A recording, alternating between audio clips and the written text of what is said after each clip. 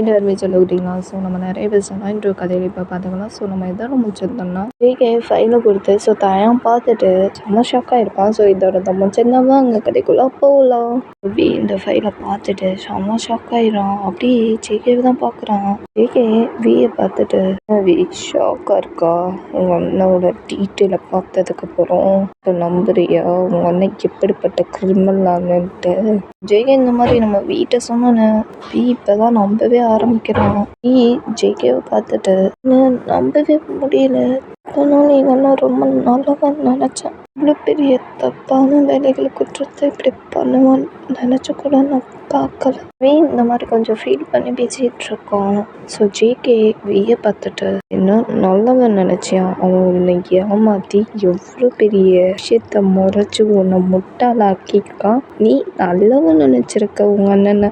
அப்படிங்கப்போ ஈஸியாக டைவர்ட் பண்ணி உன்னை நம்ப வச்சு தம்பிக்கிட்டே மறைச்சு ஒன்றும் முட்டாளாக்கியிருக்கான். ரொம்ப நல்லவன்ட்டு நீயும் இத்தனாள் நம்பி இருந்திருக்க. ஜேகே இந்த மாதிரி நம்ம வீக்கிட்ட இந்த மாதிரி சொன்னோன்னா ஸோ வீதை கேட்டுட்டு இவ்வளோ பெரிய நான் முட்டாளாக இருந்திருக்கேன்னு இப்போ தான் எனக்கு புரியுது அப்படின்ட்டு யோசிச்சுட்டு நின்றுட்டுருக்கான். ஜிம்மினும் பக்கத்தில் தான் இருந்திருப்பான். ஸோ இதெல்லாம் கேட்டுட்டு தான் இருந்திருப்பான். ஸோ ஜிம்மின் ஜேகே பக்கத்தில் வந்துட்டு மச்சான் ஜேகே என்னமோ இவன் நம்பாமல் இருந்திருப்பான். இவ்வளோ பெரிய டீட்டெயிலாக காமிச்சிருக்கோம் ஆதாரமாக. இதை நம்பாமல் இருப்பானா இவன் ரொம்ப பாவம்டா. இவனுக்கு ஒன்றுமே தெரியல. அண்ணன் ரொம்ப நல்லவன் வல்லவன் நினச்சவன். எந்த அண்ணன்காரன் என்ன தின்னுமுன்னு தெரியாமல் கேமு விளாண்டுட்டு இருந்தான். சொந்த தம்பிக்கே அண்ணன் என்ன வேலை பண்ணான்னு தெரிஞ்சிச்சு. தம்பி தான் அண்ணனை என்ன பண்ணணும் சொல்லிட்டு முடிவே எடுக்கணும்டா ஜேகே மச்சான் அப்படின்னு சொல்லிட்டு நம்ம ஜிம்மின் இந்த மாதிரி பேசுகிறான். இதெல்லாம் நம்ம ஜிம்மின் பேசுகிறதெல்லாம் கேட்டுட்டு செம்மையாக கோவம் வருது. தம்பி ஜேகேவை பார்த்துட்டு கூப்பிட்றான். ஜேகே எங்கள் அண்ணன் பண்ணது தப்பு தான். ஆனால் இவ்வளோ பெரிய தப்பான வேலை பண்ணுவான்னு நான் சத்தியமாக எதிர்பார்க்கவும் இல்லை. இதுக்கப்புறமும் நான் இதெல்லாம் பார்த்துட்டு நானும் சும்மாவே இருக்க மாட்டேன். நான் என்ன பண்ணணும் சொல்லுங்கள். நான் இதனால் பண்ணுறதுக்கு தயாராக இருக்கேன் அப்படின்னு சொல்லிட்டு ஸோ ரொம்ப கம்ஃபர்ட்டாக பேசுகிறான். ஜெய்கவும் ஜிம்மனும் பார்த்துட்டு ஸோ ஜிம்மன் பரவாயில்லையே அண்ணா ஒரு குற்றவாளின்னு தம்பி ரொம்ப புரிஞ்சுக்கிட்டான் போலேயே. ஜிம்மன் நம்ம வியை பார்த்து பேசுகிறான். ஸோ ஜேகே ஜிம்மனை பார்த்துட்டு ஜிம்மனை இதெல்லாம் பச்சை குழந்தை ஒன்றும் தெரியாத மாதிரியே அண்ணன் ரொம்ப நல்லவன் வல்லவன் நினச்சிட்டு இருந்தான். ஆனால் அண்ணோட சுபருவம் தெரிஞ்சதுக்கப்புறம் குழந்தைக்கே தெரியுது அண்ணன் என்னென்ன திருமண பண்ணிட்டு இருக்கான்ட்டு அப்படின்னு சொல்லிட்டு நம்ம ஜேகே ரொம்ப ரகடாக பேசுகிறான். ஜேகேவை பார்த்துட்டு பாருங்க ஜேகே அதான் எங்கள் அண்ணோட விஷயம் எனக்கு தெரிஞ்சிச்சுல. இதுக்கப்புறம் நான் என்ன பண்ணணும்னு மட்டும் சொல்லுங்கள் நான் பண்ணுறேன். இந்த மாதிரி நம்ம ஜேகிட்டையும் ஜிம்மிட்டையும் சொல்லிடுவேன். ஸோ ஜிம்மன் ஜேகேவை பார்த்துட்டு மச்சான் ஜேகே சொந்த தம்பியை சொல்லிட்டான்டா அண்ணனை என்ன பண்ணணுன்ட்டு. அவனே கேட்குறான் நீ என்ன அமைதியாக இருக்கு. இந்த மாதிரி நம்ம ஜேகிட்ட சொல்கிறான். ஸோ ஜேகே ஜிம்மனை பார்த்துட்டு சொல்லிடலாம் ஜிம்மனா அப்படின்னு சொல்லிட்டு நம்ம ஜேகே நம்ம ஜிம்மனை பார்த்து சொன்னோன்னே ஸோ ஜேகே வியை பார்த்துட்டு அவன் பிளான் பண்ணி வச்சிருந்த யோசனையை அப்படியே வீட்டை எல்லாமே சொல்கிறான். ஸோ வியும் எல்லாத்தையும் கேட்டுட்டு இருக்கான். ஸோ அப்படியே குரூப்பாக உட்காந்து டிஸ்கஷன் பண்ணிகிட்டு இருக்காங்க. ஜேகே ஒரு வழியாக பிளானை சொல்லி முடிச்சுட்டு ஸோ வியை பார்த்துட்டு வி புரிஞ்சதா பிளான்லாம் புரிஞ்சதா உனக்கு?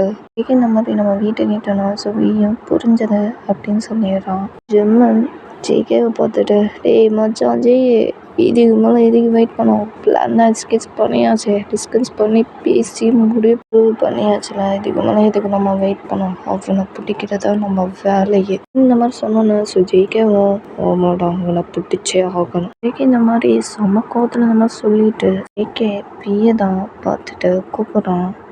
வி சொல்லு ஜேகே.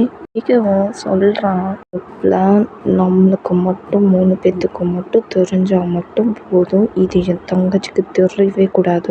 என் தங்கச்சிக்கிட்ட ஏதாவது ஒன்று வளரி கூட்டினேன்னு நினச்சிக்கோயா அவனை வீட்டுக்கு நீ உசுரோட போக மாட்டேன். போன மாதம் வீட்டுக்கு போய் சேருவேன். நான் புரிஞ்சதா வி அப்படின்னு சொல்லிட்டு ஜேகே ரொம்ப கோவத்தில் செம்ம கோல்டு வாய்ஸில் பேசிகிட்டு இருக்கான். ஸோ வி இதெல்லாம் கேட்டுட்டு லைட்டாக அவனுக்கு பயமாகவும் இருக்குது. சரி ஓகே நான் சொல்ல மாட்டேன் அப்படின்னு சொல்லிட்டு அவன் ஒத்துக்கிறான். சரி ஓகே இங்கே பாரு வி, நீ வீட்டுக்கு தானே போவ? ஆமாம் நான் வீட்டுக்கு தான் போகணும், லேட் ஆகிடுச்சுல. சரி ஓகே நீ வீட்டுக்கு போனால் உன் அன்னைக்கிட்ட எதையுமே காட்டிக்காமல் கேஷுவலாக இரு. முக்கியமான ஒரு விஷயம் நல்லா கேட்டுக்கோ. இந்த மொபைலை வச்சுக்கோ. என்கிட்ட ஆல்ரெடி மொபைல் இருக்கு, வேண்டாமே. என்னோட மொபைலை நீயே வச்சுக்கோ. அதில் நான் கால் பண்ணேன்னா உன்னை எந்த டயத்தில் எடுப்பான்னு கூட தெரியாது, மாட்டிப்போம். பிளான் பண்ணி யோசிச்சு பண்ணது எல்லாம் வேஸ்ட் ஆயிடும். அதனால தான் சொல்கிறேன், நீ இந்த மொபைலை சீக்கிரட்டாக உங்கள் அண்ணனுக்கு தெரியாமல் பத்திரமா வச்சுக்கோ. நான் எப்போ வேணாலும் கால் பண்ணுவேன், ஜிம்மினும் கால் பண்ணுவான். எப்போ வேணால் நான் உன்னை கூப்பிடுவேன், ஜிம்மினும் எப்போ வேணாலும் கூப்பிடுவான். நீ வர, புரியுதா? புரியுது ஜிகே. சரி ஓகே.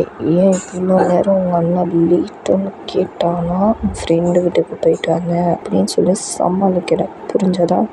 வெளியே காட்டிக்காமல் கேஷுவலாக இருக்கும் அன்னைக்கிட்ட, புரிஞ்சதா? பத்திரமா சேஃபாக இருந்துக்கோ, புரிஞ்சதா? ஏதாவது பிரச்சனைனா எனக்கு கால் பண்ண இந்த மொபைலில். ஓகே வீடு எல்லாமே சொல்லி பார்த்து சேஃபாக இருந்துக்கோ, இந்த மொபைலை எப்போ வேணால் கால் பண்ணுவேன்னு சொல்லிட்டு சீக்கிரட்டாக மொபைலும் கொடுத்துருப்பான். ஸோ வீயும் வாங்கிட்டு ஓகே நான் இதனால கால் பண்ணுறேன், பிரச்சனை கால் பண்ணுறேன், நீங்கள் கால் பண்ணால் நான் வரேன் அப்படின்னு சொல்லிட்டு எல்லாமே சொல்லிட்டு அங்கேருந்து ஜேகேக்கும் ஜிம்மனுக்கும் பாய் சொல்லிட்டு போயிடுறான். ஸோ ஜேகேவும் ஜிம்மனும் ஒரு இன்வெஸ்ட்மெண்ட் பண்ணிட்டு ஜிம்மன் ஜேகே பார்த்துட்டு பரவாயில்லையே பையன் ரொம்ப நல்லா தெளிவாக புரிஞ்சுட்டான், அண்ணன் இவ்வளோ பெரிய குற்றவாளின்னு இப்போ தான் உனக்கே புரிஞ்சிருக்கு. அதுவும் இல்லாமல் இப்போ தான் ஆட்டமே சுறுசுறுப்பாக இருக்கு போது ஜேகே. ஜிம்மன் நம்ம ஜேகிட்ட சொன்னோம். ஸோ ஜேகே ஜிம்மனை பார்த்துட்டு கரெக்டாக சொன்னேன் ஜிம்மனா, நான் எவ்வளோ பெரிய குற்றவாளின்னு புரிஞ்சதுக்கப்புறம் சும்மா இருப்பான் தம்பிக்காரன். மாஃபியா தயாங் கிங்கு நம்மளுக்கு ஒரு கேமை காட்டினான், ப்ளே பண்ணான்.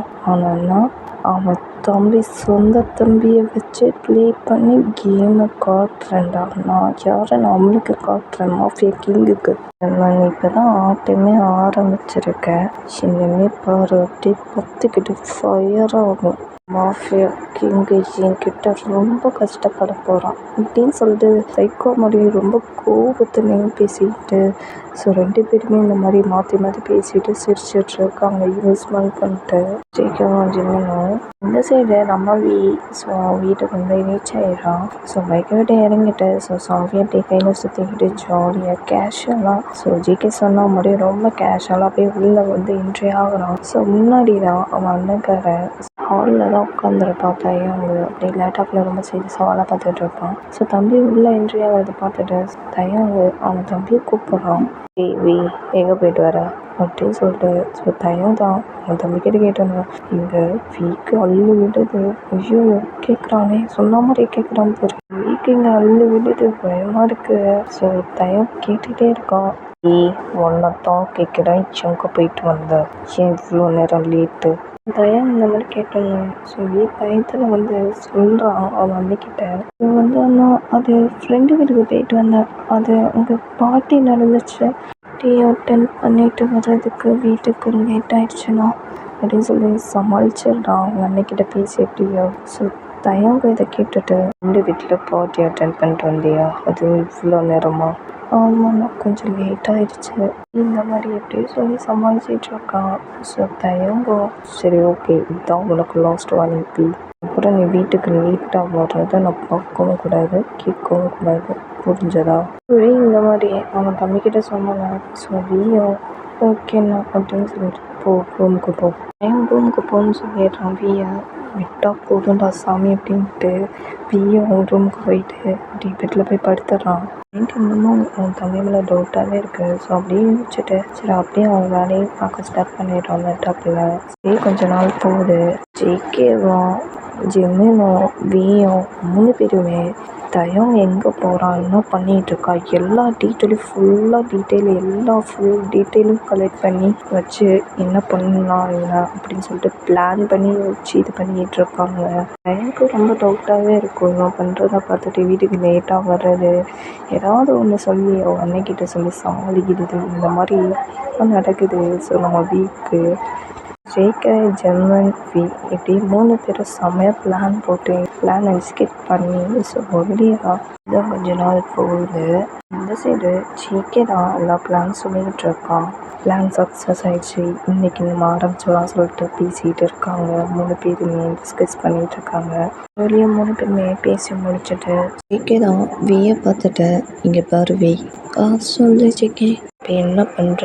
நான் சொன்ன மாதிரியே நீ உன் அண்ணனுக்கு கால் பண்ணி அண்ணா எனக்கு ஆக்சிடெண்ட் ஆகிடுச்சு சொல்ல, புரியுதா? ஓகே, நான் இங்கே சொன்ன மாதிரியே நான் பண்ணிடுறேன். சரி ஓகே ஜெர்மன், நீயும் பார்த்து கேர்ஃபுல்லாக இருந்துக்கோ. மச்சான் நான் பார்த்துக்கிறேன் மச்சான். இது மாதிரி நீயும் உன்னை பார்த்துக்கோடா, பார்த்து கேர்ஃபுல்லாக டேய். நான் பார்த்துக்கிறேன், என்ன நீ பார்த்து. Okay, careful. ஓகே. இன்றைக்கி இந்த பிளானை சக்ஸஸ் ஆக்குறோம். இன்றைக்கி ஒரு வெற்றி. வெற்றிலாம் சொல்லாத, இன்றைக்கி பிளான் கண்டிப்பாக சக்ஸஸ் ஆகும். இன்றைக்கி அவன் நம்ம கையில் மாட்டுறது கன்ஃபார்ம் வச்சான் ஜேகே, கவலைப்படாத.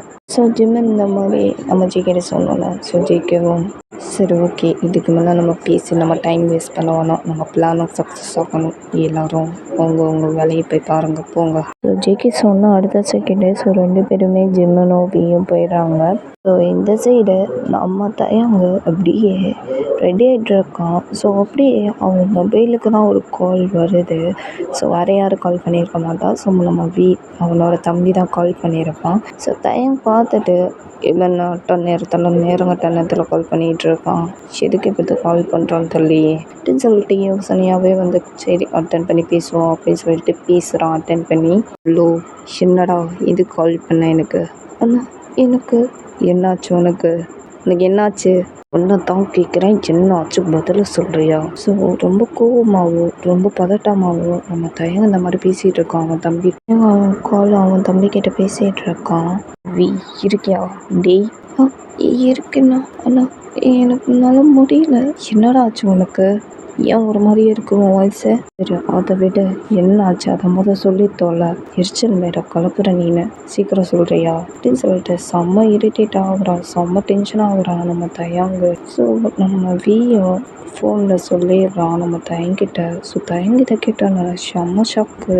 கேடாத இருந்த எபிசோட் முடியுது. நெக்ஸ்ட் எபிசோடில் பார்க்கலாம். தயங்கு எதுக்கு ஷாக் ஆனா, அப்படி என்ன அவன் தம்பிக்கார சொன்னான், எதனால ஷாக் ஆனா, போட்ட பிளானில் தயம் சிக்கிப்பானா இல்லை சிக்க மாட்டானா, வந்து நம்ம தயங்க தப்பிப்பானா இல்லை ஒரேடியாக மாட்டிப்பானா, இதுக்கப்புறம் என்ன பிரச்சனைகள் வரப்போகுது நம்ம ஜிகேக்கு. ஸோ நெக்ஸ்ட் எபிசோடில் பார்க்கலாம். நான் கிளம்புற டைம் இருந்துச்சு. பிடிச்சிருந்தா லைக் பண்ணுங்கள், ஷேர் பண்ணுங்கள், கமெண்ட் பண்ணுங்கள், சப்ஸ்கிரைப் பண்ணுங்க. லவ் யூ சராங்க புஷிபோ.